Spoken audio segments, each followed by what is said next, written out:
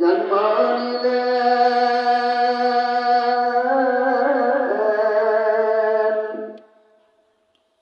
মক্কায় কাটা হলো না কাফের বেঈমানের অত্যাচারে নবী হিজরত করলেন মদিনা। আল্লাহুম্মা সাল্লি আলা মাওলানা মুহাম্মদ ওয়া আলা আলি সাইয়্যিদিনা শাফি'ানা। وقال رسول الله صلى الله عليه وسلم لكل شيء ثقلا وثقالة القلوب ذكر الله لا إله إلا الله لا إله إلا الله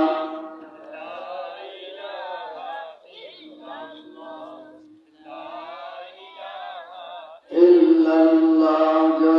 إله إلا الله لا إله إلا الله لا إله إلا الله لا إله إلا الله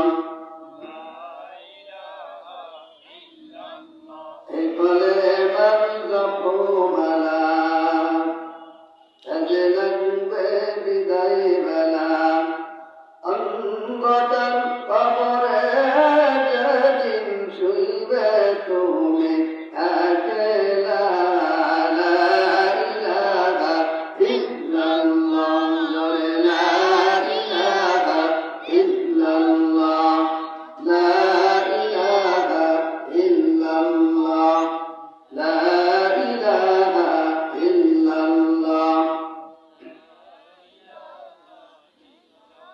لا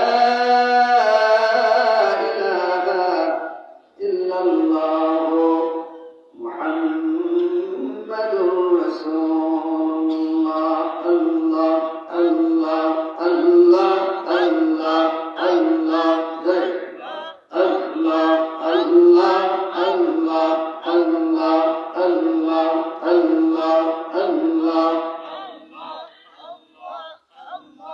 Allah, Allah, Allah, Allah, Allah, Allah, Allah, Allah, Allah, Allah, Allah, Allah. La ilaha illallah Muhammadur Rasulullah. Allahumma amin. ربنا ظلمنا أنفسنا وإن لم تغفر لنا وترحمنا لنكونن من الخاسرين. اللهم بارك لنا في رجب وشعبان وبلغنا رمضان. رب العالمين পবিত্র শান নামাজ জামাতের সাথে আমরা আদায় করেছি। রব্বুল আলামিন খুতবার পরে কালামে ইলাহি থেকে সূরাতুত তাহা 16তম পারা 124 থেকে 126 নম্বর আয়াতে কারিমা তেলাওয়াত করেছি। রব্বুল আলামিন বুখারী মুসলিমের সহিহ হাদিস থেকে একখানা হাদিস তেলাওয়াত করেছি। রব্বুল আলামিন কতিপয় মুসল্লির সঙ্গে নিয়ে তোমার হাবিবের শানে কয়েক মর্তবা দরুদ শরীফ পাঠ করেছি। রব্বুল আলামিন নফি ইসবাতের জিকির করেছি, তোমার জাতি নামের জিকির করেছি। রব্বুল আলামিন দ্বিতীয় অধিবেশনের শুরুতে আল্লাহ তোমার শাহী দরবারে হাত দুখানা তুলে দিয়েছি। রব্বুল আলামিন মেহেরবানি করে খুতবা এবং আয়াত এবং হাদিস আল্লাহ দুরূদ এবং জিকির যা করেছি ভুল ত্রুটি মাফ করে দিয়ে তোমার দরবারে মঞ্জুর করে নাও। রব্বুল আলামিন সর্বপ্রথম সবটুকু সোনার মদিনায় সবুজ গম্বুজের নিচে সোনার নবী শায়িত রব্বুল আলামিন মেহেরবানি করে তার রওজা মুবারকে পৌঁছে দাও। तमाम पृथ्वीर माटिर निचे যত মুমিন কবরে শোয়া মেহেরবানি করে সকল কবরে হাদিয়া বকশিশ করে দাও রব্বুল আলামিন। বাংলার জমিন পরের জমিন, বাংলাদেশ পরের দেশ, আয় আল্লাহ ফুরফুরা ডোবরা দানিয়াপুর সহ আয় আল্লাহ শর্ষিনা সরমনাই মানিকগঞ্জ রসুলপুর, আয় আল্লাহ আমাদের বাংলার জমিনে যতগুলো হক্কানি খানকা শরীফ রয়েছে, আউলিয়ার মাজার রয়েছে, মেহেরবানি করে সকল ওলির কবরে হাদিয়া বকশিশ করে দাও। বিশেষ করে আমরা যারা হাত তুলেছি আমাদের আব্বা মা দুনিয়ার থেকে যাদের বিদায় নিয়ে কবরে শোয়া, মেহেরবানি করে এই মুহূর্তে আব্বা মার কবরের আযাবকে মাফ করে দাও।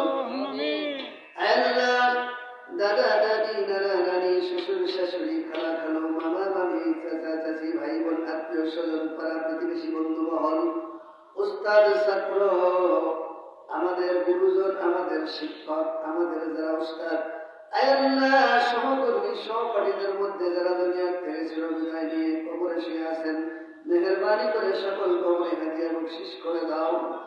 আল্লাহ প্রথম দিয়া দেওয়ালি পাশুরিয়া 3 গ্রামের আয়োজিত মাহফিল, আল্লাহ 3 গ্রামের গুরুস্থানে যত তোমার মুর্দা বান্দা বান্দিরা কবরে শোয়া, মেহেরবানি করে সকল কবরে হাদিয়া বকশিশ করে দাও। আল্লাহ বিশেষ করে প্রথম দিয়ার গুরুস্থানে আল্লাহ আমার অনেক মহব্বতের মুরব্বীরা শুয়ে আছেন, আল্লাহ এদেশের একজন প্রখ্যাত আলেমীর মরহুম ফজলুল হোসেন সাইদি, আল্লাহ কত ওয়াজ করছেন আমরা ওয়াজ শুনেছি, আল্লাহ মেহেরবানি করে প্রথম দিয়ার গুরুস্থানে শুয়ে আছেন, তার কবরে হাদিয়া বকশিশ করে দাও। আল্লাহ বাজার সংলগ্ন তোফেল ডাক্তার মুরব্বী আমার বাবাজি কত মহব্বত করতেন, আজ থেকে কয়েক বছর আগে দুনিয়ার থেকে চিরবিদায় নিয়ে প্রথম দিয়ার গুরুস্থানে শুয়ে আছেন, মেহেরবানি করে তার কবরে হাদিয়া বকশিশ করে দাও। মাহফিলের আয়োজন যারা করলেন আর শোনার জন্য যারা আসবেন, আল্লাহ কিয়ামতের কঠিন মুসিবতের সময় মাহফিলকে আমাদের সকলের নাজাতের জারিয়া হিসেবে কবুল করে নাও। সাল্লাল্লাহু তাআলা আলা খায়রি খালকিহি মুহাম্মাদিন ওয়া আলা আলিহি ওয়া আসহাবিহি আজমাইন।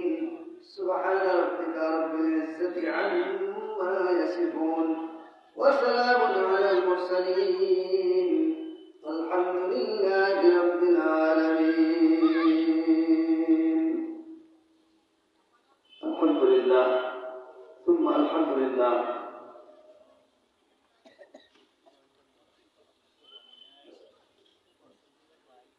সর্বপ্রথম সম্মান নিবেদন করছি আজকের মাহফিলের যিনি প্রধান মেহমান প্রধান অতিথি দারিয়াপুর খানকা শরীফের বর্তমান গদ্দি শিল্পী সাহেব হযরত মাওলানা আবু তালহা মুস্তাহিদুল্লাহ মাদ্রাসাতুল আলিয়া বারাকাল্লাহু ফি হায়াতি, সকলে বলেন আমিন। আজকের মাহফিলের প্রধান বক্তা আমার অত্যন্ত কাছের মানুষ, আমার বড় ভাই দিয়ারা রাজদারপুর সন্তান পাংশা শাহাদি কামিল মাদ্রাসার সম্মানিত প্রিন্সিপাল আলহাজ হযরত মাওলানা আবু মুসা আশারি সাহেব দামাত বরকাতুহুল আলিয়া বারাকাল্লাহু ফি হায়াতি, সকলে বলি আমিন। আজকের মাহফিলে যিনি জিকির পরিচালনা করেছেন আমার অত্যন্ত শ্রদ্ধেয় পাত্র বড় ভাই মৌলভী মোহাম্মদ সিদ্দিকুর রহমান, সাবেক ইমাম বিডিপি বাজার জামে মসজিদ, এবং আমার আগে আলোচনা করেছেন শিখজান বাজার জামে মসজিদের পেশ ইমাম ও খতিব আমার অত্যন্ত স্নেহের ছাত্র আব্দুল করিম জুয়েল। আজকের মাহফিলের পরিচালনায় রয়েছেন সেও আমার ছাত্র হাফেজ মাওলানা আসাদুজ্জামান সাহেব। আমার সামনে উপস্থিত আছেন আমার মুরব্বী বাবাজিরা, ছোট্ট সোনামণিরা, যুবক ভাইরা, পর্দার অন্তরে আছেন আমার অত্যন্ত শ্রদ্ধা ভাজন মহতারিমা সম্মানিত মা ও বোনেরা। আসলে আমরা সকলে মিলে মহান আল্লাহ তাআলার দরবারে শুকরিয়া জানাই যে মহান আল্লাহ তাআলা আমাদেরকে গত বছর থেকে নিয়ে এই বছর পর্যন্ত পুরো একটা বছর আমাদের হায়াত দিয়েছেন, সুস্থ রেখেছেন, স্বাভাবিক রেখেছেন, এবং আজকের এই মাহফিলে আসার বসার বলার এবং শোনার এক পরিবেশ কায়েম করে দিয়েছেন। এজন্য আমরা সকলের দিল থেকে একদম অন্তর অন্তঃস্থল থেকে শুকরিয়া আদায় করি, কালিমাতুশ শুকর সকলে বলি আলহামদুলিল্লাহ। লিল্লাহি তাকবীর, লিল্লাহি তাকবীর। আল কোরআনের আলো, আল হাদিসের আলো, লিল্লাহি তাকবীর। মাশাআল্লাহ। আমি আপনাদের সামনে পবিত্র কোরআন শরীফের 16তম পারা সূরা তাহা, আয়াত সংখ্যা 135, রুকু সংখ্যা 8, এই 135 খান আয়াতে কারিমাত থেকে 124, 25 এবং 26 তিনটি আয়াতে কারিমা তেলাওয়াত করেছি এবং সহিহ বুখারী এবং মুসলিম শরীফের একটা হাদিস আপনাদের সামনে পড়েছি। আমার আলোচনার মূল সাবজেক্ট হলো এই আয়াত এবং হাদিস। এর আলোকে এই আয়াত এবং হাদিসকে সামনে রেখে আশা করছি কিছু আলোচনা করার জন্য আল্লাহ রাব্বুল আলামিন যেন আমাকে বলার মতো সুযোগ দেন। সকলে বলুন আমিন। আর আপনারা যারা আসছেন আপনাদেরকেও শোনার মতো এবং আমলের মতো সুযোগ দেন। সকলে বলি আমিন। ভাইরা আমার, ওয়াজ মাহফিলে আসলে আমাদের লাভ কি? দৈনিক দৈনিক কেন আমরা ওয়াজ শুনবো? একটা প্রশ্ন, কি বলেন? দৈনিক ওয়াজ শোনার কি দরকার? এরপর কথা হলো যে আসছি যখন, ওয়াজ মানে কি? ওয়াজ অর্থ কি? ওয়াজ কেন আমাদের জীবনে? ওয়াজ কতটুকু প্রয়োজন? এই বিষয়ে আমি যে একটি কথা আপনাদেরকে বলতে চাচ্ছি সেটা হলো, আমরা সকলেই জানি যে এই এলাকাটা ওয়াজেরই এলাকা। আমাদের দিয়ার রাজদারপুর আর এইদিকে দেওয়ালি, পাশুরিয়া, বোতনদিয়া, এই যে দুটো সাইড হক্কানি পীর মাশায়েখদের আগমন ঘটেছিল। ফুলফরাদি রহমতুল্লাহ আলাইহি সর্বপ্রথম রাজদারপুরে মাহফিল করছিলেন আবু বকর সিদ্দিক রহমতুল্লাহ আলাইহি, অনেক আলোচনার অনেক আগে। এইদিকে দাঁড়িয়াপুরের মরহুম পীর সাহেব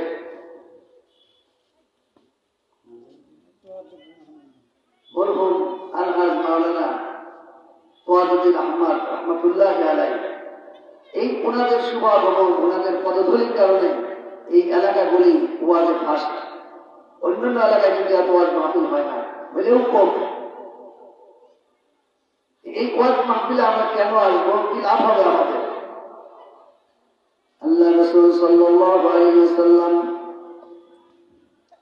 হাদিসের মধ্যে ইরশাদ করেন, লা ইয়াকুদু কওমুন ইয়াযকুরুনাল্লাহ তাআলা ইল্লা হাফাতহুমুল মালায়েকা ওয়া গাশিয়াতহুমুর রাহমাহ ওয়া নাযালাত আলাইহিমুস সাকিনাহ ওয়া যাকারাহুমুল্লাহু ফী মান ইনদাহ আও কামা ক্বালা আলাইহিস সালাতু ওয়াস সালাম। আল্লাহ রাসূল সাল্লাল্লাহু আলাইহি ওয়াসাল্লাম পবিত্র জবানে বলেন, লা ইয়াকুদু কওমুন ইয়াযকুরুনাল্লাহ, যখন কোন মানুষ, আমার উম্মত, আল্লাহর বান্দারা আল্লাহর কথা শোনার জন্য, আল্লাহর রাসূলের হাদিস শোনার জন্য, আল্লাহর রাসূলের সুন্নাহ শোনার জন্য, কোরআন হাদিসের আলোচনা শোনার জন্য এক জায়গায় হয়, একত্রিত হয় জামাতবদ্ধভাবে, ইল্লা হাফাতহুমুল মালায়েকা, আল্লাহ রাব্বুল আলামিন আসমান থেকে লক্ষ লক্ষ রহমতের ফেরেশতা পাঠায়া দেন। রহমতের ফেরেশতারা ওই মজলিসকে এমন ভাবে ঘিরে নেয়, জমিন থেকে আসমান পর্যন্ত কোনো খালি জায়গা রাখে না। ওয়াগশিয়াতহুমুর রাহমাহ, আল্লাহ রাব্বুল আলামিন ওই মজলিসের উপর রহমত নাযিল করেন। ওয়া নাযালাত আলাইহিমুস সাকিনাহ, আল্লাহ রাব্বুল আলামিন সাকিনা অবতীর্ণ করেন। ওয়া যাকারাহুমুল্লাহু ফী মান ইনদাহ, আল্লাহ রাব্বুল আলামিন এই মজলিসের কথা আসমানের মধ্যে লক্ষ লক্ষ কোটি কোটি রহমতের ফেরেশতাদেরকে মজলিস জমাইয়া আল্লাহ রাব্বুল আলামিন আমার নাম, আমার বাবার নাম, দাদার নাম, গ্রামের নাম সহ ওই মজলিসের মধ্যে আলোচনা করতে থাকে। কি বুঝলাম বলেন?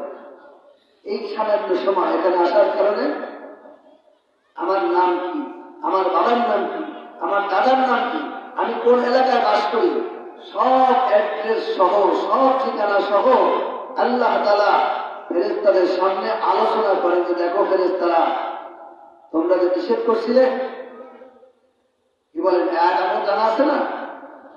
وإذ قال ربك للملائكة إني جاعل في الأرض خليفة قالوا أتجعل فيها من يفسد فيها ويسفك الدماء আল্লাহ তাআলা এই আদম সৃষ্টির আগে ফেরেশতাদেরকে নিয়ে পরামর্শ করছিলেন, ফেরেশতারা আমি আমার জমিনের মধ্যে খলিফা পাঠাবো, আদম সন্তান পাঠাবো, তোমাদের মতামত কি? কি বলছিল যে না, আপনার ইবাদতের জন্য, আপনার তাকবীর তাহলিলের জন্য, আপনার প্রশংসার জন্য আমরাই যথেষ্ট, এগুলো বানাবেন না। এগুলো বানালে দুনিয়াতে ওরা জাহান্নামা আরাত্মবাদ ঘটাবে। আল্লাহ তাআলা ওই কথাকে স্মরণ করা যায়, ফেরেশতারা ওই নিষেধ করছিলেন। এই দেখো কম করে শীত, আর 2-3 দিন শীতের ভাবটা একটু বেশি, কি বলেন? আল্লাহ তাআলা এখন বলতেছেন শোনার কান নাই আমাদের, এই জন্য শুনতে পারবো না, যে এই কম করে শীতকে উপেক্ষা করে ওই ঠান্ডা মাটির উপরে, ঠান্ডা চাটাইয়ের উপরে আমার বান্দারা কি সুন্দর ভাবে বসে বসে কোরআনের আয়াতগুলি, হাদিসের আয়াতগুলি ওলামায়ে কেরামের জবান থেকে দেখো চাদর পাখির মতো বসে বসে শুনতেছে। ফেরেশতারা এক পর্যায়ে অন্য হাদিসের মধ্যে আসছে যে ফেরেশতারা এক পর্যায়ে জিজ্ঞেস করে যে আল্লাহ, এই যে তারা বসছে শুনতেছে, এই ব্যাপারে আপনার কি মতামত, আপনি কি দিবেন তাদেরকে, লাভ কি তাদের ফজিলত? তখন আল্লাহ তাআলা বলবেন, এটা আমাদের নবীর মাধ্যমে জানাইছেন, যে যারা বসছে ওদের তামাম জীবনের সকল গুনাহ মাফ করে দিলাম। আস্তে করে আরো জোরে,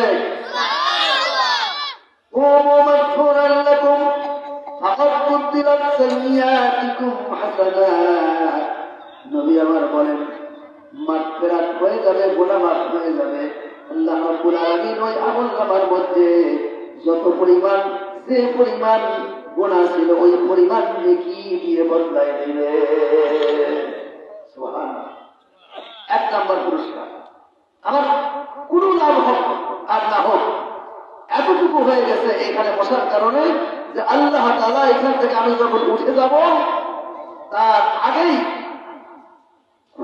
উঠার আগেই আল্লাহ তাআলা আমার পিছনের জীবনের, পিছনের জিন্দেগির, পিছনের হায়াতের সকল গুনাহ মুহূর্তের মধ্যে মাফ করে দিয়ে ওই গুনার জায়গায় আল্লাহ তাআলা নেকি বানায় দিবেন। বলুন সুবহানাল্লাহ। এরপরে আসেন বুখারীর হাদিস, আলা ইন্না জাসাদি মুদগা ওয়া ইযা সালাহাত সালাহাল জাসাদু কুল্লুহু ওয়া ইযা ফাসাদাত ফাসাদাল জাসাদু কুল্লুহু আলা ওয়া হিয়াল কলব আও কামা ক্বালা আলাইহিস সালাতু ওয়াস সালাম। আল্লাহর হাবিব বলেন, মনে রেখো প্রত্যেক আদম সন্তানের দেহের মধ্যে এক টুকরা গোশত আছে, এটা হলো মানুষের মন, মানুষের দিল, ইংলিশে বলে হার্ট।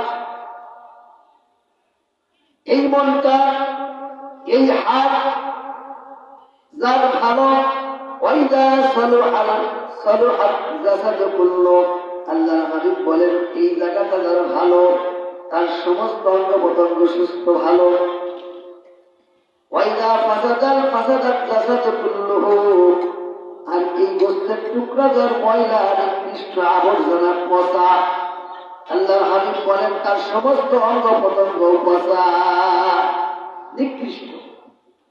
আল্লাহর হাবিব বলে এটা অন্য কিছু না, আলা ওয়া হিয়াল কলব, এটা হলো মানুষের দিল, মানুষের মন। ওয়াজ মাহফিলে আসার কারণে আমার আপনার মন ফ্রেশ হবে। কি হবে বলেন? যারা বাজারে আছেন তারা কি বলে, যারা রাস্তায় আছেন, যারা বাবুর্চিখানে আছেন, সকলের কাছে প্রশ্ন, এই জায়গাটা যার ভালো, দুনিয়ার সবকিছু তার ভালো, সবটা জায়গায় তার ভালো, তার ঘরটা ভালো, তার পরিবারটা ভালো, তার দোকানটা ভালো, তার অফিসটা ভালো, সেই যে এলাকায় চলাফেরা করে ওই এরিয়াটার, ওই সীমানাটা তার ভালো। এই মানুষটা যদি সংসদেও যায়, এমপির চেয়ারে বসে, ওইখানেও সে ভালো কাজ করে, অর্থাৎ পুরা জগৎটাই তার কাছে ভালো হয়ে যায়, যার মনটা ক্লিয়ার হয়ে যায়, পরিষ্কার হয়ে যায়। একটা কথা বলি, মনে পড়ে গেছে হঠাৎ করে, এটা কি মাস বলেন? কি মাস? শাবান মাস। কয় তারিখ জানেন? আজকে ৮ তারিখ। গতকাল ছিল ৭ তারিখ, আজকে হলো ৮ তারিখ। ৮/৮/1446। এই হিসাব কারো কাছে নাই। আজকের হিসাব কারো কাছেই নাই, হুজুর করে কাছেও নাই। কি বলবো? ৮/৮/1446। এই যে শাবান মাস, 14 তারিখ আগামী শুক্রবার, দিবাগত রাত্রি, ইবাদতের রাত্রি। পরের দিন শনিবার 15 তারিখ রোজা। জানেন তো? সবাই জানেন তো? এখন আসেন, ৮ জন সাহাবী। কয়জন সাহাবী? ৮ জন সাহাবী থেকে হাদিসটি বর্ণিত। একদম টাটকা হাদিস, সহিহ হাদিস। আল্লাহ রাসূল বলেন, শাবান মাসের 14 তারিখ দিবাগত রাত্রি আল্লাহ রাব্বুল আলামিন তার সৃষ্টির দিকে, সৃষ্টি জগতের দিকে দৃষ্টিপাত করবেন। প্রশ্ন আসতে পারে, হুজুর তাহলে এখন কি আল্লাহ আমাদের কাছে দেখতেছে না? হ্যাঁ, অবশ্যই দেখতেছেন, অবশ্যই দেখতেছেন। কিন্তু এই শাবান মাসের 14 তারিখ দিবাগত রাত্রির নজর, দৃষ্টি আর এখনকার দৃষ্টি এক দৃষ্টি না। আল্লাহ হাবিব বলেন, শাবান মাসের 14 তারিখ দিবাগত রাত্রে আল্লাহ রাব্বুল আলামিন তার সকল সৃষ্টির প্রতি এমন একটা দৃষ্টি দিবেন, এই দৃষ্টির কারণে আল্লাহ তাআলা অজস্র, অসংখ্য, অগণিত, বেগৈর হিসাব তার মাখলুকাতের প্রতি দয়া বর্ষণ করবেন, সমস্ত গুনাহগারদের জীবনের গুনাহকে মাফ করে দিবেন। ইল্লা লিল মুশরিক আও মুশাহিদ, 2 জন মাফ পাবে না। কয়জন? 2 জন। বলে হুজুর আমি তো 1000 টাকা কবুল করছি, তাও না? তাও না। আমি তো রোজাও ছিলাম, বলে তাও না। বলে আমি তো ওই রাতে কয়েক খতম কোরআন তেলাওয়াত করছি, বলে তাও তোমার মাফ হবে না। বলে 5000 বার লা ইলাহা জিকির করছি, বলে তাও মাফ হবে না। শর্ত আছে মাফের জন্য। আল্লাহ পাক শর্ত দিচ্ছেন, শর্ত। আল্লাহ নবী শর্ত বাতাইছেন। সেই শর্তটাকে আমি আপনাদেরকে বলবো। যারা বাইরে আছেন তারাও শোনেন, যারা দোকানপাটে আছেন তারাও শোনেন। না আসছেন, আমি তো বেশি হুজুর সবাইকে এখন আসতে হবে এমন না, তবে কান দিয়ে কথাগুলো শোনেন। শবে বরাতের 14 তারিখ দিবাগত রাত্রে শাবান মাসে আল্লাহ তাআলা সমস্ত বান্দাদেরকে মাফ করে দিবেন, তবে 2 জন মাফ পাবে না। 1 নাম্বার হলো মুশরিক। আল্লাহ তাআলা বলেন, ইন্নাহু মাইয়ুশরিক বিল্লাহ ফাকাদ হারামাল্লাহু আলাইহিল জান্নাহ ওয়া মা'ওয়াহুন নার ওয়া মা লিয-যালিমিনা মিন আনসার।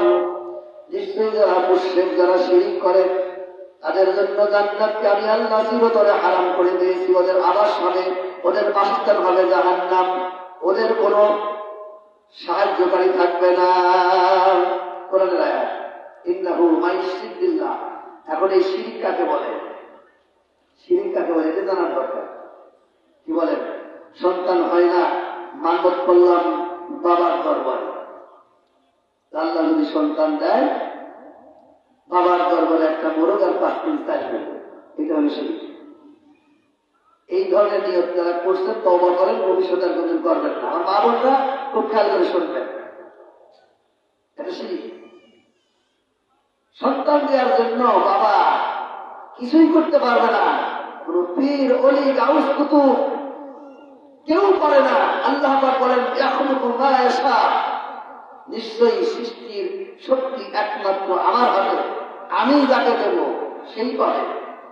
ইয়াখলুকু মা ইয়াশা, ইয়াহাবু লিমান ইয়াশা ওয়া ইয়াহাবু লিমান ইয়াশা যুকুর আও ইউযাওwijuhum যুকরানা ওয়া ইনাসা ওয়া ইয়াজআলু মান ইয়াশা আকিমা ইন্নাহু আলিমুন কাদির। আল্লাহ তাআলা বলেন, আমি যাকে ইচ্ছা পুত্র সন্তান দেই, যাকে ইচ্ছা কন্যা সন্তান দেই, যাকে ইচ্ছা পুত্র এবং কন্যা দুইটাই দেই, আবার যাকে ইচ্ছা একটাও দেই না। বন্দা মহিলা আছে না দেশে, প্রত্যেক গ্রামে গিয়ে একজনের পাওয়া যাবে নিঃসন্তান, সন্তান হয় না। কার হাত বলেন? আল্লাহ। আল্লাহ যদি দেয় হবে, আল্লাহ না দিলে হবে না। আল্লাহ বলছেন ইয়াখলুকু মা ইয়াশা। এই ধরনের নিয়ত যারা করে এরা মুশরিক, এরা শয়তানকে মাফ পাবে না। আরেকটা শিরকের কথা বলি,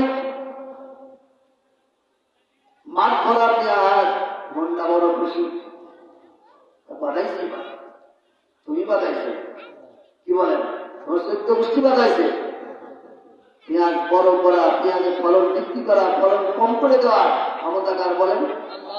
আজ থেকে বেশ কয়েক বছর আগে আমি পানসার থেকে আসতেছি রায়পুর মসজিদের কাছে আসছি, আমার সময় ঝড় বাতাস শুরু হল। হায় হায় হায়, দুপুর বেলা জোহরের নামাজের আগে শুরু হলো, নামাজের পরও কিছু সময় ছিল, এমন শিলা বৃষ্টি হয়ে গেল। ওই মসজিদের পাশে এক বাড়ি নতুন ঘর তুলছে, চাং বানিয়েছে। জিজ্ঞেস করলাম যে ভাই এটা কিসের ঘর? পেঁয়াজের ঘর। পেঁয়াজ নেবো, একটা পেঁয়াজও ঘরে যায় নাই। একেবারে ডাটার থেকে গাছ আলাদা হয়ে গেছে, পানির স্রোতে, বৃষ্টির স্রোতে পেঁয়াজের গাছগুলি ভেসে ভেসে খালে যাওয়া করছে। এবার আমার কথা কি বাস্তব না অবাস্তব? মসজিদের দেওয়ালে দাগ এখনো আছে, শিল পড়ে পড়ে যে কাটা কাটা চাক চাক দাগ হয়েছিল, দাগ এখনো আছে। এই জন্য ফসল দেওয়া ফসল না দেওয়া কার হাতে বলে? আল্লাহর হাতে। কয়েকবার বইয়ে সারছিলাম যদি পেঁয়াজ দুই পানি না লাগাতাম। এরকম ওলি দেশে আসে না যে একজন ইমানদার, মুখে মুখে ইমানদার, ইমানদার না তুমি মুশরিক, এই কথা ভুলে উৎসব করা যাবে না। আমি আপনাদের এই বাজার মসজিদে নামাজ পড়াইছি, নামাজের প্রথম রাকাতে সূরা যুখরুফ থেকে শেষের কয়েকটা আয়াতে কারিমা তিলাওয়াত করেছে, মনে করে তাই বলতেছি। আল্লাহ তাআলা বলেন, ইন্নাল্লাহা হুয়ার রাজ্জাকু যুল কুওয়াতিল মাতিন। নিশ্চয়ই আল্লাহ হলেন সর্বশ্রেষ্ঠ রিজিকদাতা, সর্বশ্রেষ্ঠ, সবার উপরে রিজিকদাতা হলেন আল্লাহ। এই জন্য রিজিক কার হাতে বলেন? তুমি কত খাইতে পারো, তোমাকে খাওয়াবো। আবার যদি আল্লাহ ইচ্ছা করে খাওয়ারটা আছে কিন্তু খাবার দেবে না, ডায়াবেটিস কি বলেন, এক কাপ তেলের ভাত আর দুপুরবেলা দুই রুটি, এর বেশি না। গোস্ত হলে 1 পিস, মাছ হলে 1 পিস, এই খাওয়ার সিনা কে দিয়েছে বলেন? আল্লাহ তাআলা দিয়েছে। এই জন্য এই যে শিরকি কথাবার্তা, শিরকি আকীদা, এইগুলোর উপরে কিন্তু দাদা হুজুর রহমাতুল্লাহ আলাইহি এবং কুরফুরার সিলসিলার সকল পীর মাশায়েখ, সকল উলামায়ে কেরাম, ওনারা শিরকির উপরে কথা বলতেন না, বিদআতের উপরে কথা বলতেন। এখন তো ওয়াজ আমরা ওগুলো কই কি বলেন, এখন ডিজিটাল ওয়াজ, একটু নাচবো, একটু হাসবো, একটু গাবো, একটু গীত গাবো, একটু গজল গাবো, একটু গান গাবো। আরে কোরআন হাদিসের যে কথা আছে এটাই তো করার সময় নাই, সময় পেলে শেষের দিকে। তো নাচবো কোন সময় বলেন? নাচার সময় আছে নাকি? খেয়াল করে শোনেন, মুশরিক কখনো জান্নাতে যাবে না, লিখে রাখেন। আল্লাহ নিষেধ করতে, আল্লাহ এদের জন্য জান্নাতকে হারাম করে দিচ্ছেন। এই ধরনের আকীদা থেকে আমরা ফিরে আসি। রিজিকের মালিক আল্লাহ তাআলা, আল্লাহ যখন যা ইচ্ছা খাওয়াবেন, আপনার যেটা রিজিক আছে সেটা হবে। মুসলিম শরীফের হাদিস, হাদিসের মধ্যে আসছে 5টা জিনিসের ব্যাপারে আল্লাহ তাআলা কুদরতি হাতের মধ্যে এই কলকবজা রেখে দিচ্ছেন, এটা মানুষের হাতে দেন নাই। তার মধ্যে একটা আছে রিজিক। একটা কি আছে বলেন? কোথায় থাকবেন, কোথায় খাবেন, কতটুকু খাবেন, কি পরিমাণ খাবেন, এটা আল্লাহ পাকের সুনির্ধারিত, সুনির্দিষ্ট। বারবার অনেক সময় বরাদ্দ হয় না, চলে যায় আরেকজন খাবে, একদম সে আসে নাই, আরেকজন যে আসে খানা খাইয়ে দিচ্ছে। রিজিকের উপরে নাম লেখা আছে, মউত যেরকম লেখা আছে নির্দিষ্ট টাইমে। ইযা জাআ আজালুহুম লা ইস্তাখিরুনা সাআতান ওয়া লা ইস্তাকদিমুন।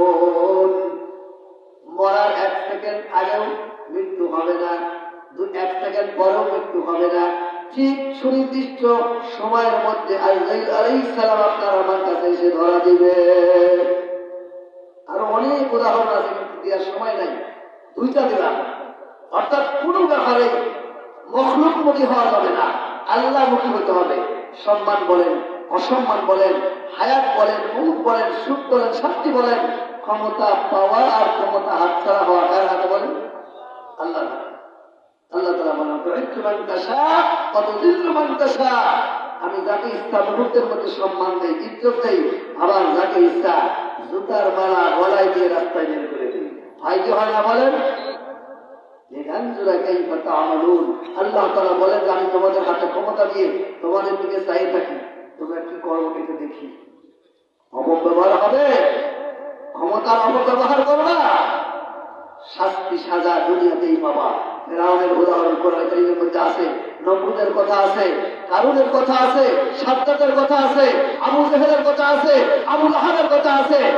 ভবিষ্যতে লেটেস্ট মডেল যদি এই ধরনের কোন ক্ষমতাশালী ক্ষমতার অপব্যবহার করে আল্লাহ তাআলা তাদেরকে উপযুক্ত শাস্তি দিবেন। কোরআন শরীফ তার প্রমাণ। দ্বিতীয় নম্বর হল হিংসা। কি বলেন মাফিল দেশে ওরা আমরা হারা যাবো কি জন্য? আছে না নাই? আছে। ওরা মসজিদ করছে, ওরা নামাজ পড়বে, আমরা মসজিদে যাবো। আরে ওদের বলেছে না ওরা মাটি দিবে, আমরা মাটি দেবো। এই কথা তো পায় না, ওরা আট লাগাইছে আমরা আটে যাবো না, তাই তো না খায় কথা লাগবে, এটা কেউ পায় না। এ কথা কেউ বলে না, ওরা যে রাস্তা দিয়ে হাঁটে ওই রাস্তা দিয়ে আমরা হাঁটবো না, কথা কেউ বলে না, তার কারণ রাস্তা বানানো সম্ভব না। কিন্তু ধর্মীয় প্রতিষ্ঠান, মসজিদ, মাদ্রাসা, ঈদগাহ, গোরস্থান এইগুলি যেখানে আছে সেখানে দেখবেন কিছু ভেজাল আছে না নাই? হিংসে। একজন ভালো খাট, ভালো পড়ুক, ভালোভাবে চলুক, এটা মোটে সহ্য হয় না। এদের সংখ্যা কিন্তু বেশি না। এই যে লক্ষণের কথা আমি বলতেছি, এই লক্ষণের সংখ্যা কিন্তু বেশি না, কিন্তু প্রত্যেক গ্রামেই প্রত্যেক মহল্লায় দুই চারজন করে আছে না নাই বলেন? এদেরকে বলে অর্থাৎ বিদ্বেষ পোষণকারী। এই দুই ব্যক্তি ক্ষমা পাবে না। এক নম্বর হলো মুশরিক, আর দ্বিতীয় নম্বর হলো বিদ্বেষ পোষণকারী, হিংসুক। এই দুইটা জিনিস যদি আপনি দূর করতে পারি আমাদের অন্তর থেকে, আমাদের দিল থেকে, আপনি সর্বদা রাতে 1 রাকাত নামাজ পড়বেন না, আপনার গুনাহ মাফ হয়ে যাবে। হাদিস, সহিহ হাদিস। 1 রাকাত নামাজও পড়লে শুধু ফরজ পড়ছি, সুন্নাত পড়ছি, ওয়াজিব পড়ছি, নফল 1 রাকাতও পড়ি নাই, কিন্তু দিলটা বড় ফ্রেশ, কারো ব্যাপারে কোনো জটিলতা নাই, কুটিলতা নাই, কারো বিপদ নাই, শেখাত নাই, সমালোচনা নাই। বাস সারা রাত ঘুমাইছি, ফজর আজান হয়ে গেছে, আবার ফজরের নামাজ জামাতে আদায় করছি, আপনাকে আল্লাহ মাফ করে দিবেন, আপনাকে আল্লাহ ক্ষমা করে দিবেন। একটা হাদিস হঠাৎ মনে পড়ে গেল। আমর ইবনে আস রাদিয়াল্লাহু তাআলা আনহু উনি বলেন যে আমরা আল্লাহ রাসূলের সামনে বসা ছিলাম, এমন সময় এক ব্যক্তি বাড়ি থেকে ওযু করে জুতা হাতে নিয়ে মসজিদে নববীর মধ্যে ঢুকতেছে, আর তার দাড়ি বেয়ে বেয়ে পানিগুলো টপকায় পড়তেছে। আল্লাহ রাসূল বললেন যে তোমরা যদি জান্নাতি মানুষ দেখতে চাও ওই মানুষটাকে দেখে নাও। বলুন সুবহানাল্লাহ। প্রথম দিন চলে গেল, দ্বিতীয় দিন একই অবস্থায় একই সময় আল্লাহ রাসূল পুনরায় আবৃত্তি করলেন, ও আমার সাহাবারা, তোমরা যদি জান্নাতি মানুষকে দেখতে চাও আমার ওই সাহাবীকে দেখে নাও। আমরা সকলে তাকে দেখলাম, কালকেও যে আসছিল আজকেও সেই লোকটাই।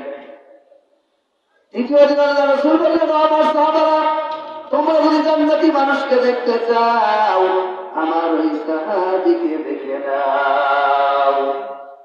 সাহাবারা বলে যে এই দিন আমরা তাকে দেখলাম যে আগের দিনও যে ছিল, পরের দিনও যে ছিল, আজকেও সেই ব্যক্তি, একই ব্যক্তি।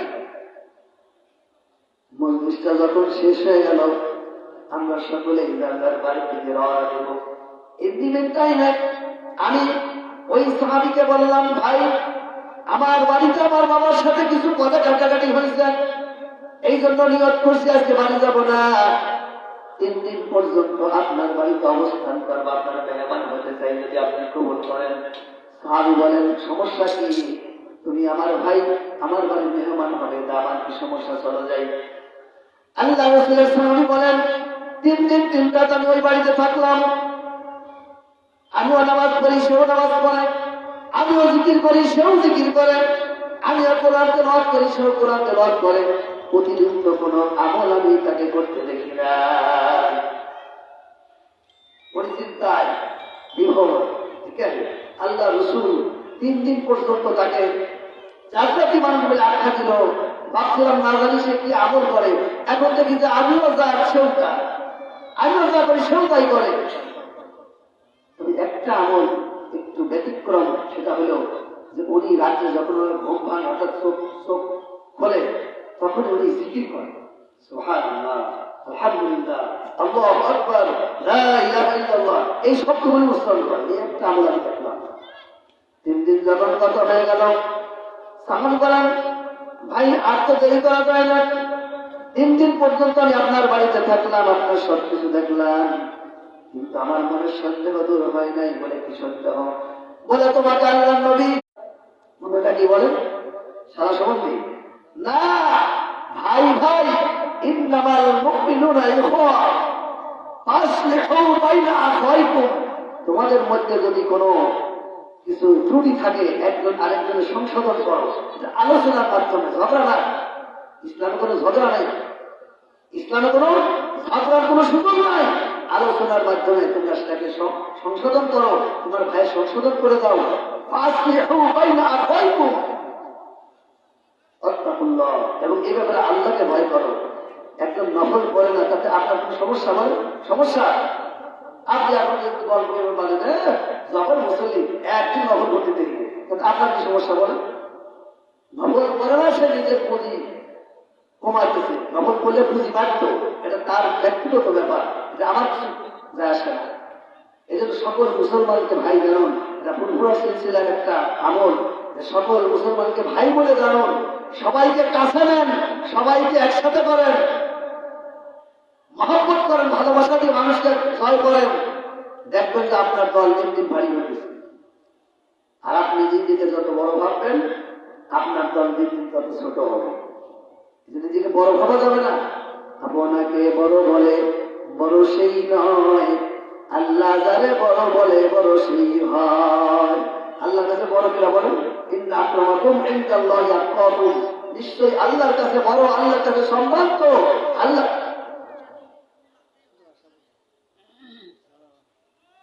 আল্লাহর কাছে সম্ভ্রান্ত মর্যাদাবান ওই ব্যক্তি তার মধ্যে তাকওয়া আছে, আল্লাহর ভয়। কি বলেন? আল্লাহর ভয় যদি না থাকে, তাহলে কি এই শীতের মধ্যে উজু করা সম্ভব? মোটেও সম্ভব না। তাহাজ্জুদ করা সম্ভব? মোটেও সম্ভব না। সুন্দর একটা বেগানা মহিলা একদম লিপস্টিক মাইকে সুন্দর করে গোটা টোটা নাই, আগলা পাগলা হয়ে চুল ছাড়ি দিয়ে রাস্তা দিয়ে যাচ্ছে। এই সময় কেউ নেই আপনার কাছে, র্যাবও নাই, পুলিশও নাই, উস্তাদও নাই, শিক্ষকও নাই, বন্ধু নাই, কেউ নাই। আপনি একা, ওই এটাও একা। এখন আপনাদের নজরকে হেফাজত করবেন, আল্লাহ হুকুম করছে, কুল্লিল মুমিনিনা ইয়াগুদ্দু মিন আবসারিহিম ওয়া ইয়াহফাযু। হে ইমানদার মুমিনরা, তোমরা তোমাদের নজরকে হেফাজত করো। এটাই সম্ভব বলেন? যদি আল্লাহর ভয় থাকে তাহলে সম্ভব। যদি আল্লাহর ভয় থাকে সম্ভব, আল্লাহর ভয় না থাকে কোনদিন সম্ভব না। আল্লাহ তাআলা বলছেন, মুমিনরা, পুরুষরা তোমরা তোমাদের নজরকে হেফাজত করো, মহিলারা, মা বোনরা, তোমরাও তোমাদের নজরকে হেফাজত করো। দুইজনকে হেফাজত করতে হবে। পুরুষ ও মহিলার দিকে তাকাবে না, মহিলা ও পুরুষের দিকে তাকাবে না। এর মাঝে যে শক্তি কাজ করবে সেটা হলো তাকওয়া। সেটা কি বলে? তাকওয়া, আল্লাহর ভয়। এই জন্য এই ভয়, এই ওয়াজ মাহফিলে বসলে পয়দা হয়, এই ভয় জিকিরের হালকায় বসলে পয়দা হয়, এই ভয় হাক্কানি ওলামায়ে কেরামের আলোচনা শুনলে পয়দা হয়। এই ভয় কিন্তু বোতলটি বাজারে কিনতে পাওয়া যায় না। 100 গ্রাম কিনে নিয়ে গেলাম, এক সপ্তাহ চলল না। আল্লাহর ভয়টা আলাদা একটা জিনিস, তাকওয়া। আল্লাহ তাআলা বলেন, ইন্না আকরামাকুম ইনদাল্লাহি আতকাকুম। আমার কাছে সম্ভ্রান্ত, মর্যাদাবান, সম্মানিত ওই ব্যক্তি যার মধ্যে আমার ভয় আছে, অর্থাৎ আল্লাহর ভয় আছে। আমি যে আয়াতে কারিমাতে দাঁড় করেছি, আল্লাহ তাআলা বলেন, আমান আ'রাদা আন যিকরি ফাইন্না লাহু মাঈশাতান দানকা ওয়া নাহশুরুহু ইয়াওমাল কিয়ামাতি আ'মা।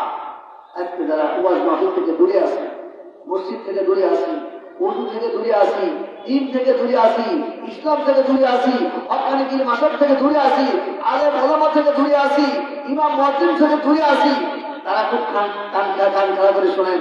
তাদের উদ্দেশ্যে আয়াত নাযিল হয়েছে, আমান আ'রাদা আন যিকরি, যে আমার জিকির থেকে গাফিল থাকবে, মুখ ফিরাবে, ফাইন্না লাহু মাঈশাতান দানকা। আল্লাহ তাআলা বলেন, তাদের জীবনে সংকীর্ণতা আসবে, সংকীর্ণতা। এবার আমার দিকে তাকান, বক্তা আসতে ছাড়ি দেবেন ইনশাআল্লাহ, আমার বড় ভাই আসবে। ফাইন্না লাহু মাঈশাতান দানকা ওয়া নাহশুরুহু ইয়াওমাল কিয়ামাতি আ'মা। প্রথম শাস্তি যেটা তাদের জন্য, সেটা হলো দুনিয়ার জীবন তাদের সংকীর্ণ হবে, কোনো জায়গায় শান্তি পাবে না। না ঘরে পাবে শান্তি, না বাজারে পাবে শান্তি, না অফিসে পাবে শান্তি, না মাদ্রাসায় পাবে শান্তি, না মসজিদে পাবে শান্তি, কোথাও তার শান্তি থাকবে না। মসজিদও যাই না, জীবনের মধ্যে সংকীর্ণতা আসবে, রিজিকের মধ্যে সংকীর্ণতা আসবে, কামাই করবে অনেক, কিন্তু খাবার নসিবে জুটবে না। টাকার মালিক হবে অনেক, কিন্তু টাকা সৎভাবে, সৎ পথে, সৎ রাস্তায় ব্যয় করার সুযোগ হবে না। যতই পাবে ততই আরো আশা বড় হবে। কি বলেন, এখন তো তাই চলতেছে। হাজার হাজার কোটি টাকার মালিক, কিন্তু নিজের বাড়িতে ঘুমাইতে পারে না। কি বলেন, আত্মগোপন করে করতে করে উদাও হয়ে গেছে, খুঁজে পাওয়া যাচ্ছে না। হাজার কোটি টাকার মালিক, লাভ কি বলেন? ওই টাকার লাভ কি? ওই টাকার যে আমি কি করবো? যেই টাকা আমাকে ঘুমাতে দেয় না ঘরে, যেই টাকা আমাকে খাইতে দেয় না ঘরে, যেই টাকা আমাকে শান্তি দেয় না দিনের মধ্যে, ওই টাকার আমার কি পড়ে গেল? আল্লাহ তাআলা সিনায় নেবে। আল্লাহ তাআলা বলেন, ওয়ানাহশুরুহু ইয়াওমাল কিয়ামাতি, কিয়ামতের ময়দানে ওদেরকে অন্ধ করে উঠাবো। قال رب لم حشرتني أعمى وقد كنت بصيرا। ওই মানুষগুলি আল্লাহর কাছে ফরিয়াদ করবে, রব্বুল আলামিন, আমরা দুনিয়াতে চক্ষুষ্মান ছিলাম, আমাদেরকে কেন অন্ধ করে ওঠানো হলো? আল্লাহ তাআলা বললেন, قال كذلك أتتك آياتنا فنسيتها وكذلك اليوم تنسى। তোদেরকে আমি অন্ধ করে উঠাইছি এই জন্য, দুনিয়াতে তোদেরকে অনেকবার বলা হয়েছিল, তোদেরকে টাকা হয়েছিল, তোদেরকে ওয়াজ করে করে শোনা হয়েছিল, 5 ওয়াক্ত নামাজ পড়ার জন্য, সত্য পথে চলার জন্য, মিথ্যার থেকে দূরে থাকার জন্য, পর্দা করার জন্য, রোজা রাখার জন্য, তোদেরকে ভালোভাবে চলার জন্য বলা হয়েছিল। কিন্তু আমার নিদর্শন, আমার আয়াত তোদের কাছে যাওয়ার পরেও তোরা ওটাকে ভুলেছিলি, অন্য জগতে তোরা ছিলি। বিধায় আমাকে যেরকম ভুলেছিলি, আমি আল্লাহ আজকে তোদেরকে ভুলে গেলাম। কি বলে, উপায় আছে? আল্লাহ যদি এই কথা বলে যে কোনো উপায় আছে? উপায় নেই। একই সূরা 108 নম্বর আয়াত আল্লাহ তাআলা বলেন, ইয়াউমাইযি ইয়াত্তাবিউনা দা'iয়া লা ইলাহা ইল্লা ওয়া ফাশাতিল আসওয়াতু লির-রাহমান ফালা তাসমাউ ইল্লা হামসা। আজকে আমরা দুনিয়াতে টাকার মালিক, বাড়ির মালিক, গাড়ির মালিক, নারীর মালিক, যা কিছুর মালিক হয়েছি, কিন্তু এমন একটা সময় আসতেছে, এমন একটা হায়াত, এমন একটা জীবন আমাদের সামনে আছে, যেই জীবনে আমাদেরকে আল্লাহ তাআলা সকল মানুষকে একত্রিত করবেন হাসরের ময়দানে। সমস্ত মানুষ এক জায়গা হবে। আদম আলাইহিস সালাম থেকে নিয়ে আজ পর্যন্ত, এখন থেকে নিয়ে কিয়ামত পর্যন্ত যত আদমের জাত পৃথিবীতে আসবে, সকলকে একত্রিত করা হবে এক ময়দানে, উলঙ্গ অবস্থা। কি বলেন, বাস্তব, বাস্তব, একেবারে 100% বাস্তব, উলঙ্গ অবস্থা হবে। আম্মা আয়েশা রাদিয়াল্লাহু তাআলা আনহা বলেন, ইয়া রাসূলুল্লাহ, আমাদেরকেও রাসূল করিম সাল্লাল্লাহু আলাইহি ওয়াসাল্লাম বললেন, আয়েশা তুমি টেনশন করো না, এমন এক পরিস্থিতি হবে, এমন এক বিভীষিকাময় সময় হবে, প্রত্যেকটা মানুষ উপরের দিকে তাকিয়ে থাকবে, নিজের চেহারার দিকে তাকানোর ফুরসত পাবে না, হয় আর আতঙ্ক, মানুষ অস্থির হয়ে যাবে। ডান দিকে কে আছে, বাম দিকে কে আছে, সামনে কে, পিছনে কে, কেউ কারোর দিকে তাকাবে না, সবার নজর থাকবে উপরের দিকে। আল্লাহ তাআলা বলেন, ইয়াউমাইযি ইয়াত্তাবিউনা দা'iয়া লা ইলাহা, ওই দিন আহ্বানকারী আহ্বান তারা এমন ভাবে মানবে, কেউ তেরা বেঁকা হবে না, কারোর মধ্যে কোনো বক্রতা থাকবে না। ফেরেশতারা যে আওয়াজ দিবে, সকলেই সেটা মানবে। অখশাতির রহমান, আল্লাহ তাআলা বলেন, আল্লাহর ভয়ে সমস্ত মুখের আওয়াজগুলি বন্ধ হয়ে যাবে। কত নেতা, কত কি বলেন পাখি নেতা, কত নেতা, আইন নেতা, নেতার জ্বালায় প্যান্ডেল ভেঙে মানুষ পরিবর্তন। এই নেতা, কোন নেতা থাকবে না, আবার সবার জমান বন্ধ, একটা কথা বলার সুযোগ নাই। আল্লাহ তাআলা বলবেন, লিমানিল মুলকুল ইয়াওম, দুনিয়ার মালিকরা মালিকত্ব কার বলো? কেউ কথা বলবে না, আল্লাহ নিজেই বলবেন, লিল্লাহিল ওয়াহিদিল কাহ্হার, মালিকত্ব আমার, আমি আল্লাহ। কারো মুখে কোনো কথা থাকবে না, কেউ জবান করবে না। ফালা তাসমাউ ইল্লা হামসা, হে রাসূল আপনি শুনবেন শুধু মৃদু গুঞ্জন। হাজার হাজার লক্ষ লক্ষ কোটি কোটি মানুষ যখন হেঁটে হেঁটে সামনের দিকে যাবে, ওই যে পায়ের একটা শব্দ, এই শব্দ ছাড়া আপনি আর কিছু শুনবেন না, কেউ জবান দিয়ে কথা বলবে না। এই সূরার 108 নম্বর আয়াতের তাফসীর পড়ে দেখেন অথবা বাংলা তর্জমা পড়ে দেখেন। একই সূরা 132 নম্বর আয়াতে আল্লাহ তাআলা বলেন ওয়া'মুর আহলাকা বিস-সালাতি ওয়াসতাবির আলাইহা লা নাসআলুকা রিজকা নাহনু নারযুকুক ওয়াল আকিবাতু লিত-তাকওয়া। আল্লাহ তাআলা বলেন, হে নবী, আপনি আপনার পরিবারের সকলকে নামাজের তাকিদ দেন এবং আপনি নিজেও নামাজ আদায় করেন। আপনি রিজিকের ধান্দায় করবেন, এটা আমি আল্লাহ চাই না। রিজিক তো আমি আল্লাহ আপনাকে দিব। একই সূরা 132 নম্বর আয়াত।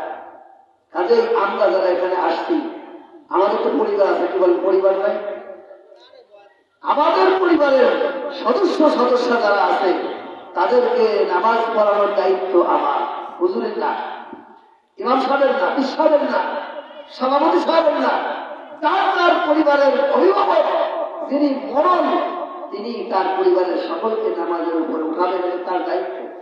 বুখারী হাদিসের মধ্যে আছে আলা কুল্লুকুম রাঈন ওয়া কুল্লুকুম মাসউলুন আন রাঈয়াতিহি, যে তোমরা প্রত্যেকেই একজন অভিভাবক এবং তোমরা প্রত্যেকেই তোমাদের অভিভাবকত্ব সম্পর্কে কিয়ামতের ময়দানে আল্লাহর সামনে জবাবদিহি করতে হবে, হিসাব দিতে হবে। কাজে আমি হাজি সাহেব, আমি মৌলানা সাহেব, আমি সভাপতি সাহেব, আমি মাস্টার সাহেব, আমি বাজার সেক্রেটারি, আমি বাজার সভাপতি, কিন্তু আমার বউ নামাজ পড়ে না, আমার ছেলে নামাজ পড়ে না, আমার মেয়ে নামাজ পড়ে না, এই ব্যাপারে আমার কোনো ব্যথা নাই, আমার কোনো তাকিদ নাই, আমার কোনো ওয়াজ নাই। না ভাই, অতীতে যেটা চলে গেছে এটা আলাদা কথা। আজকের থেকে যদি এই নিয়ত করি, হ্যাঁ আমি আজকে তার পরিবারের সকলকে নামাজের উপর উঠাবো, এটা আল্লাহর নির্দেশ। আল্লাহর নির্দেশ যে নামাজ পড়ে না, আল্লাহর সাথে কোনো সম্পর্ক নাই।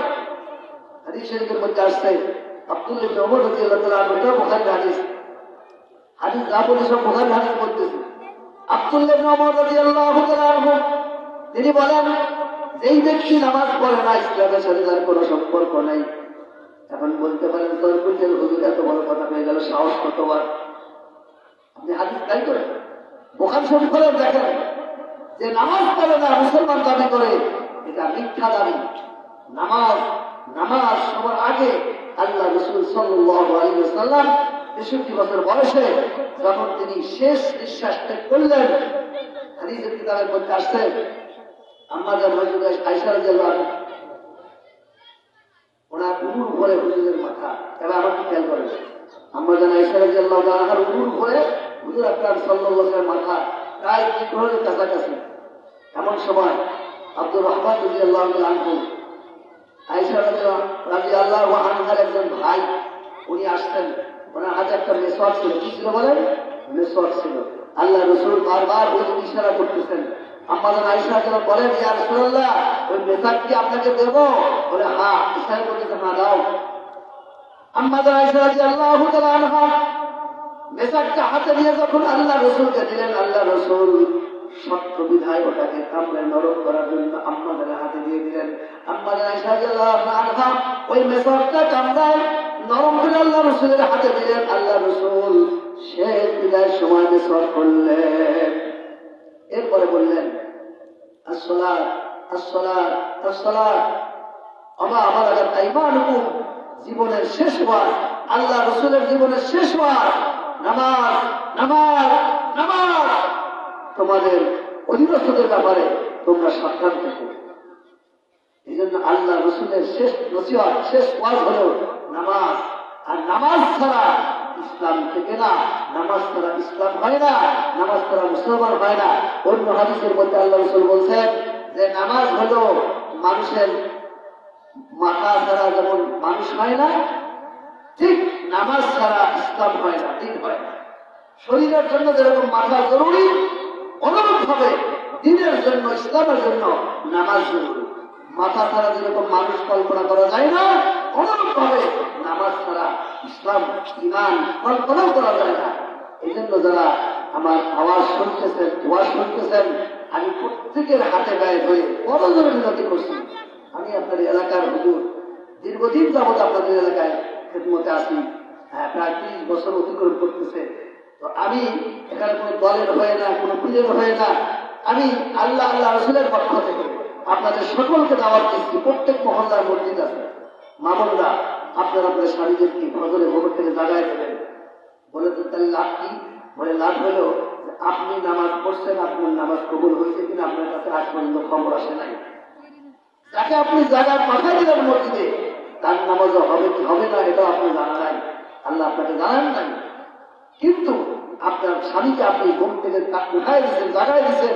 এই যে জাগায় দিচ্ছেন আপনি, জাগায় দেওয়ার কারণে আপনার ছেলেকে, আপনার সন্তানকে, আপনার ভাইকে আপনি জাগায় দিচ্ছেন, আপনার মেয়েকে আপনি জাগায় দিচ্ছেন নামাজের জন্য। এই যে জাগায় দিলেন, যে এটা আল্লাহ পাকের কাছে অত্যন্ত পছন্দনীয় একটা কাজ, খুব পছন্দনীয় একটা কাজ। এই জাগানোর কারণে আল্লাহ রাব্বুল আলামিন আপনার আমল নামায় কবুল নামাজের সওয়াব দান করবেন। বলেন সুবহানাল্লাহ। এবার অনেক ঘটনা, অনেক ঘটনা। আমার ভাই আসছেন, তাফসীরে আপনাদের শোনাবেন। সূরা নমল একটা ঘটনা আছে, টুকরার ঘটনা। সুলাইমানের তক্ত আসছে, আর টুকরার মধ্যে একজন টুকরা আসে, মাথা উঁচু করতে, সাবধান, শিগগিরই তোমরা গর্তে চলে যাও, কারণ সুলাইমানের তক্ত আসবে। যদি আমরা উপরে থাকি একদম নিচে পড়ে একদম বেশি বিশাল হয়ে যাবে। শিগগিরই তোমরা যাকে মানে তোমরা নিজেকে প্রত্যেকে নিজেকে বাঁচাও, গর্তের মধ্যে ঢোকো। এই ডাকটা, এই এলানটা, এই ওয়াজটা আল্লাহ এত পছন্দ করছেন, পিপিলিকার নামে একটা সূরা নাজিল করছেন। বলো না সুবহানাল্লাহ। সূরাটার নাম কি বলেন? সূরাতুন নামল। অনুরূপভাবে বাদশা সুলাইমান আলাইহিস সালামের জামানায় হুদহুদ পাখি, সে একটু দিনের ফিকির করার কারণে আল্লাহর কাছে পছন্দ হয়ে গেল। ওই হুদহুদ পাখির কথাটা আল্লাহ পাক কোরআনে কারিমে আলোচনা করে দিলেন। এই যে জাগানো, ডাকাডাকি, এটা আল্লাহর কাছে খুব পছন্দের একটা কাজ। 24 পারা সূরা হারুন সিদ্ধা আল্লাহ তাআলা বলেন, আমান আহসানু কাওলাম মিম্মান দাআ ইলাল্লাহি ওয়া আমিলা সালিহান ওয়া ক্বালা ইন্নানি মিনাল মুসলিমিন। ওই ব্যক্তির কথার চেয়ে ভালো কথা আর কার হতে পারে? ওই ব্যক্তির ওয়াজের চাইতে ভালো ওয়াজ আর কার হতে পারে? ওই ব্যক্তির দাওয়াতের চাইতে ভালো দাওয়াত আর কার হতে পারে? যে নাকি মানুষকে আল্লাহর দিকে ডাকে আর বলে আমি একজন মুসলমান। হারুন সিদ্ধা 24 নম্বর আল্লাহ বলছেন যে ওই ব্যক্তির কথা থেকে ভালো কথা কার হতে পারে? যে মানুষকে আল্লাহর দিকে ডাকে, মসজিদের দিকে ডাকে, ইমানের দিকে ডাকে, দ্বীনের দিকে ডাকে, ইসলামের দিকে ডাকে, শরীয়তের দিকে ডাকে। বলে সব কাজ আল্লাহর পছন্দের কাজ। ও মা, ও বোন, আপনি আপনার স্বামীকে যদি লাগায় দেন, আপনার স্বামী একদিন দুই দিন হয়তো একটু বিরক্ত মনে করবে, কিন্তু দেখবেন যে আপনার এই দাওয়াতের কারণে আর স্বামীকে দোয়াও করেন যে আল্লাহ আমার স্বামীকে তুমি নামাজি স্বামী বানিয়ে দাও, আমার পিতাকে তুমি নামাজি পিতা বানিয়ে দাও, আমার সন্তানকে তুমি নামাজি সন্তান বানিয়ে দাও। যাই নামাজে বসে বসে মা যদি সন্তানের জন্য দোয়া করে, যদি স্বামীর জন্য দোয়া করে, বোন যদি ভাইয়ের জন্য দোয়া করে, অবশ্যই আল্লাহ পাক ওই দোয়াকে কবুল করে না। আমরা দোয়াও করি না, দাওয়াতও দিই, কি বলেন? আল্লাহ রাসূল দাওয়াতও দিয়েছেন দিন ভরে, আবার রাত ভরে দোয়াও করছেন। রাতের পর দিনের পর দিন মেহনত করছেন, পরিশ্রম করছেন, আর রাতে উঠে আল্লাহর কাছে দোয়া করছেন, আল্লাহ যাদেরকে দাওয়াত দিচ্ছি এদের দিন তো তোমার হাতে। ওই যে বৃহস্পতিবার দিবাগত রাত্রি দোয়া করছিলেন যে আল্লাহ আবু জেহেল এবারে একজনকে আমার সাথী করে দেন। আল্লাহ পাক আমাদের সকলকে দিন বোঝার, ইমান বোঝার এবং আমলের তৌফিক দান করেন। সকলে বলুন আমিন। ওয়া মা আলাইনা ইল্লাল বালাগ। আসসালামু আলাইকুম।